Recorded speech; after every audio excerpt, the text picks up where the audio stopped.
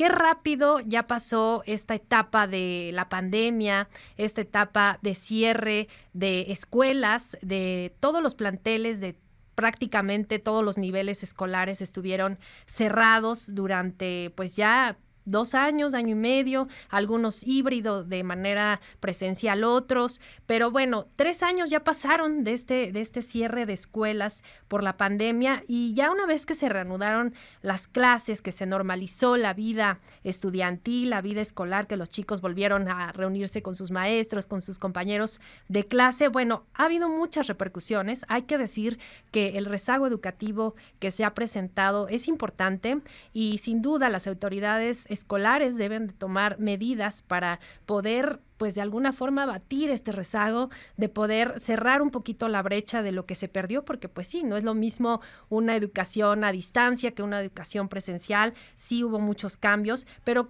¿en dónde estamos? ¿Cuál es el diagnóstico y qué es lo que hay que hacer? Saludo con mucho gusto a Fernando Ruiz, él es director de investigación de Mexicanos Primero. Fernando, muchas gracias por tomarnos la llamada. Muy buen día.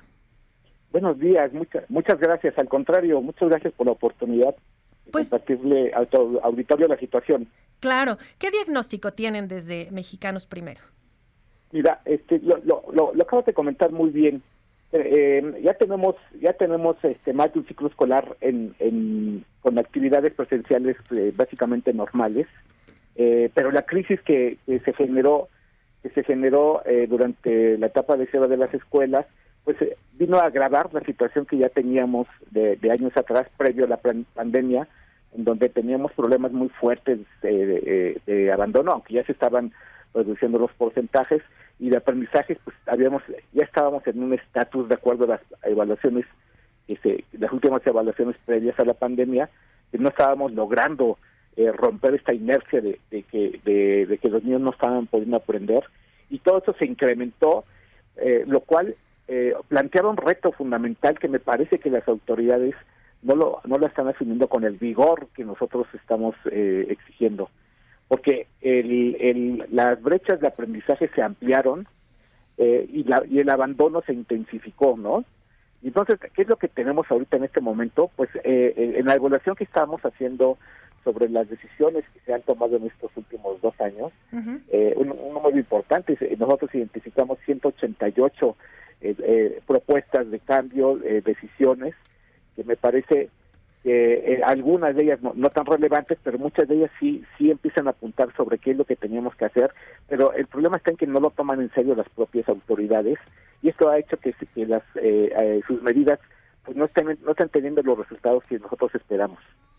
Claro, y sobre todo porque, bueno, hemos hablado y se ha estado, pues sí, publicando en varios medios de comunicación, por ejemplo, el tema de los libros de texto, que ha sido muy controvertido este tema, porque se ha dicho que incluso pues ya es hasta un adoctrinamiento prácticamente de la 4T, se ha criticado mucho pues de ciertos conceptos que se manejan. También creo que hay que decirlo, este cambio de cabeza en la Secretaría de Educación Pública con la llegada de Leticia Ramírez, aquella entrevista que le hacían en televisión donde no sabía poner un ejemplo sobre la nueva manera en que se iban a enseñar las matemáticas, es decir, una serie de cosas que han estado ocurriendo de manera paralela que quizá nos han quitado el foco de lo verdaderamente importante, que es reducir esta brecha que decíamos de aprendizaje, porque también, por ejemplo, las pruebas PISA, etcétera, que no ha salido México también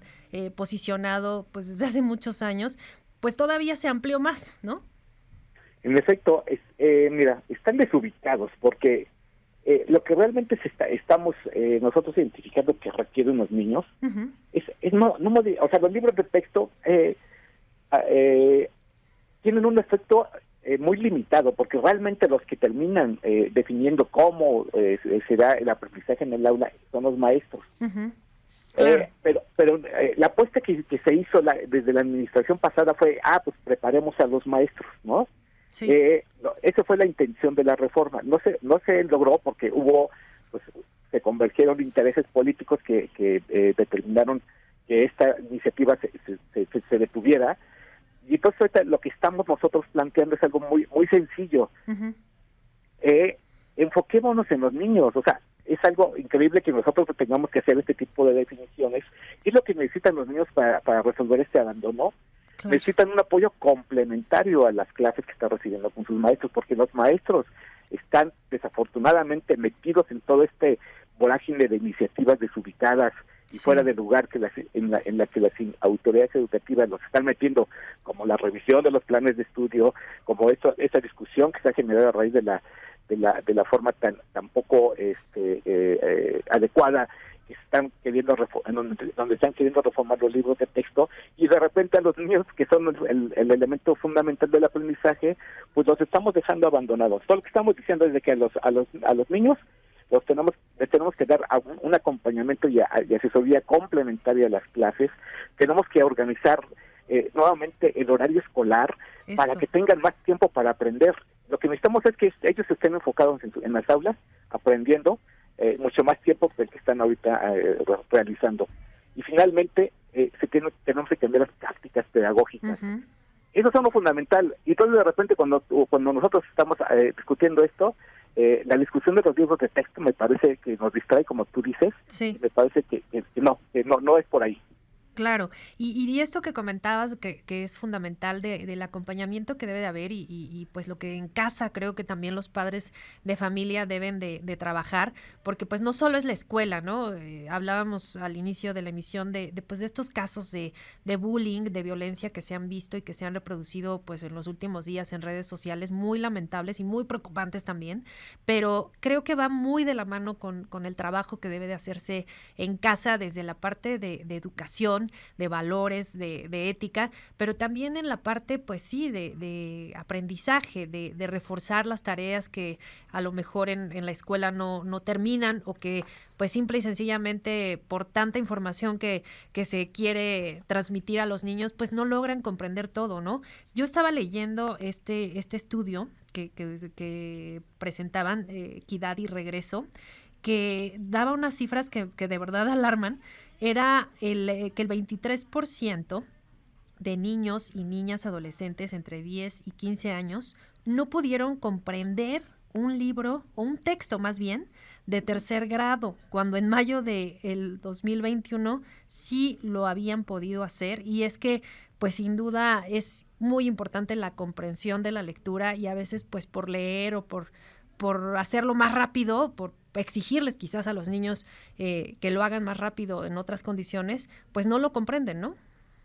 Mira, abordaste dos puntos que me parecen muy relevantes. El contexto actual de violencia que se está incrementando, por lo menos así lo estamos percibiendo, porque no tenemos datos. Cabe destacar que esta administración no quiso, por ejemplo, en el caso de la violencia y las adicciones, continuar por cuestiones presupuestales con el levantamiento de las encuestas para que pudiéramos ver cómo está agravándose esta situación, pero bueno, las percepciones dicen que estamos en una situación en donde se está incrementando los casos.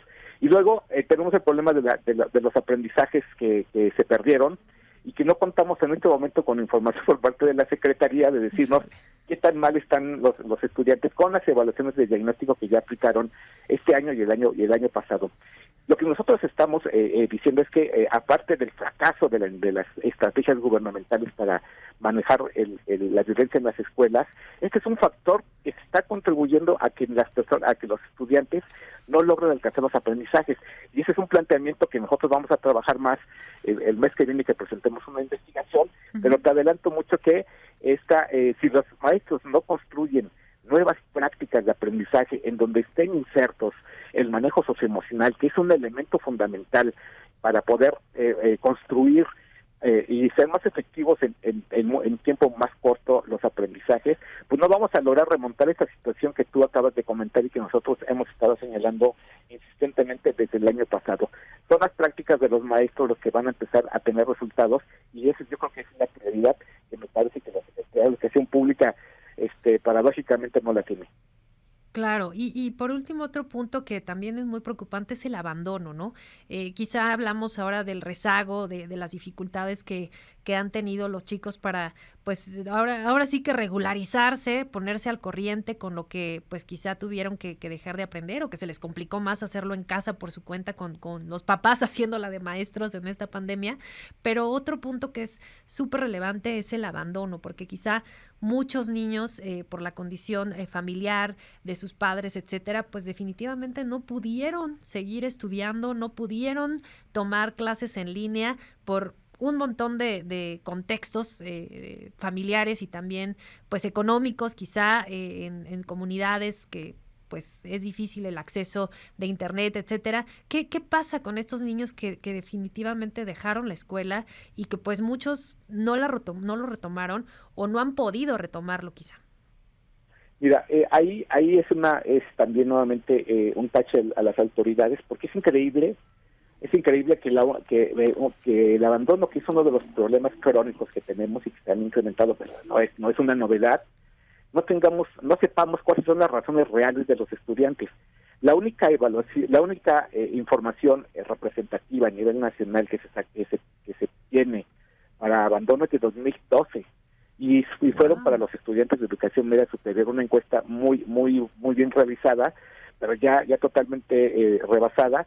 Entonces lo que estamos de repente pensando y nos extraña mucho que el gobierno cree que solamente con las becas van a solucionar el problema, pues es evidente que no lo está logrando, porque no son solamente las razones económicas las únicas que están detrás del abandono. Hay un montón de situaciones muy diferentes, pero lo que nosotros estamos planteando es decir, pues por favor, vayamos por esos estudiantes que ya abandonaron la escuela los últimos 2 años, porque esos son los que todavía podemos regresar a las escuelas.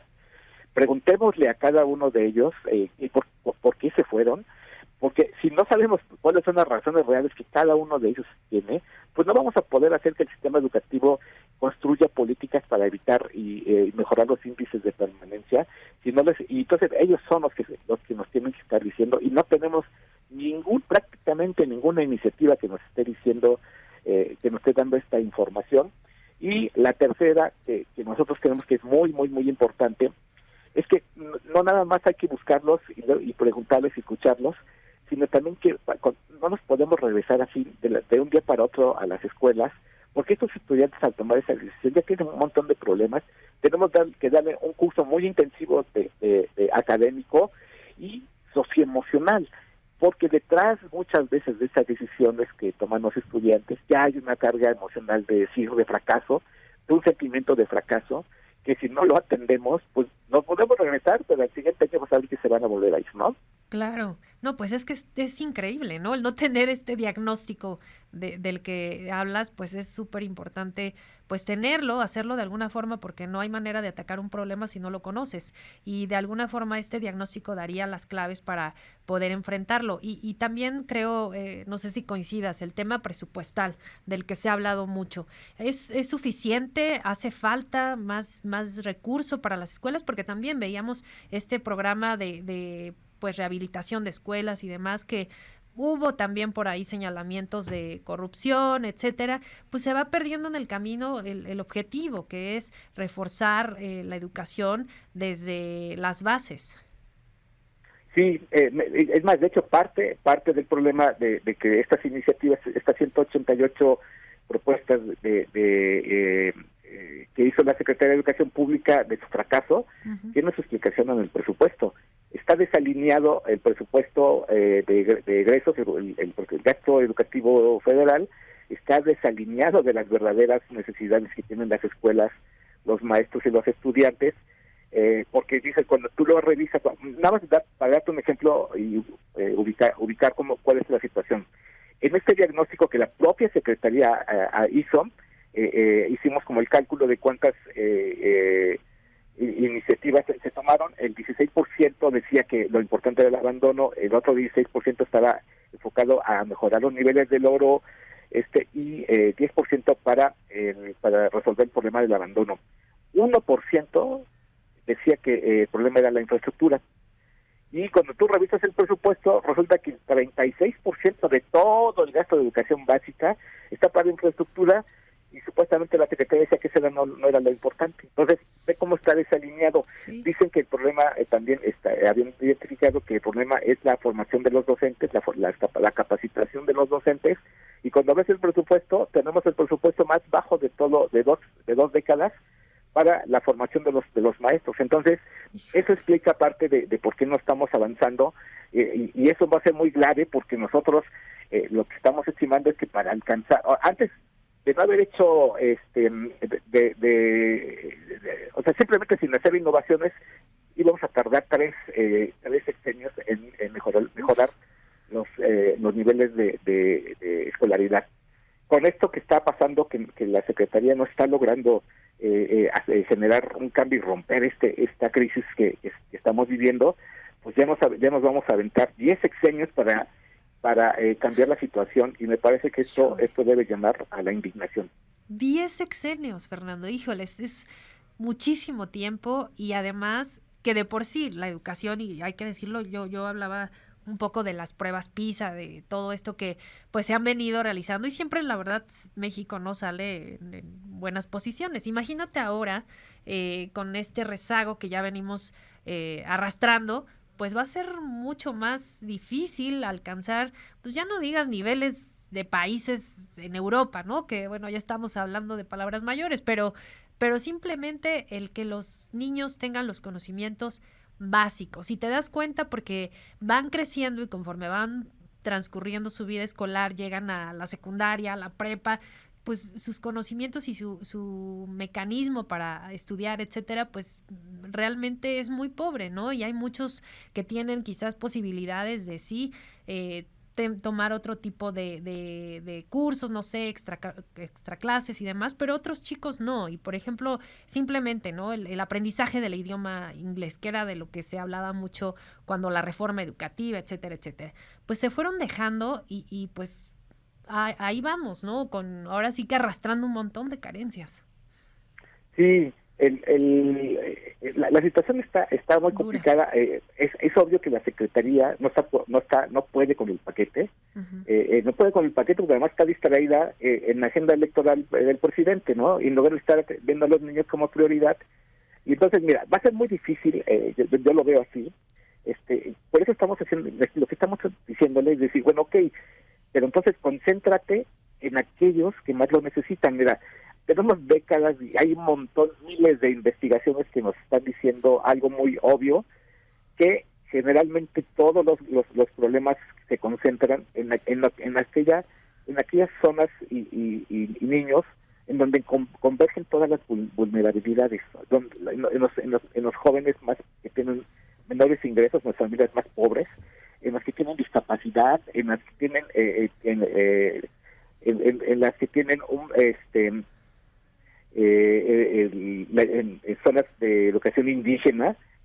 Pues mira, en la última década hemos tenido experiencias donde los estados han logrado mejorar los niveles de aprendizaje de las cohortes, es enfocándose en aquellos que están más rezagados, ¿no? Y entonces tú identificas esas escuelas, y sobre esas escuelas vuelcas todo el apoyo, todos los recursos, y podemos así avanzar en muy corto tiempo. Eso es lo que les estamos diciendo, ¿no? Y me parece que esa es una agenda que nosotros vamos a seguir planteando durante este año, para decirles, pues ya, pongámonos las pilas. Ya no lo han podido hacer en estos 2 años, pero todavía tienen 2 años, bueno, un año y medio. Un poquito menos. Para poder hacer algo, ¿no? Claro. Pues ahí está el diagnóstico, lo que ustedes ven en este tema educativo muy importante que debe preocuparnos y ocuparnos a todos, porque pues ahí está el futuro de este país. Y por lo pronto yo te agradezco mucho habernos compartido estos detalles. Fernando Ruiz, director de investigación de Mexicanos Primero. Muchas gracias. Muchas gracias y hasta luego. Hasta luego, muy buen día.